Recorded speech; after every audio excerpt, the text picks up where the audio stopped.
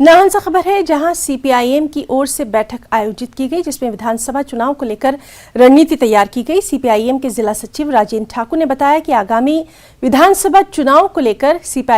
CPIM पूरी तरह तैयार है। राज्य की कई सीटों पर पार्टी ने अपने उम्मीदवार तय कर दिए हैं, जिनमें सिरमौर जिले की पछात सीट पर सीपीआईएम ने आशीष कुमार को अपना चुनावी उम्मीदवार बनाया है और सीपीआईएम का मुख्य मकसद बीजेपी को सत्ता से हटाना है और प्रदेश के भीतर एक धर्मनिरपेक्ष सरकार को सत्ता में लाना है।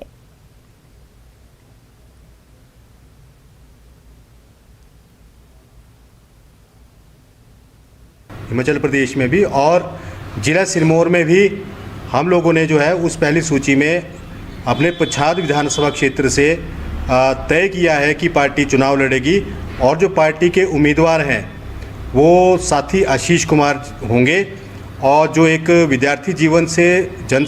संघर्षों में शामिल रहते हैं और हाल ही में भी जो है मजदूर किसानों के आंदोलनों में वो सक्रिय रूप से काम करते हैं।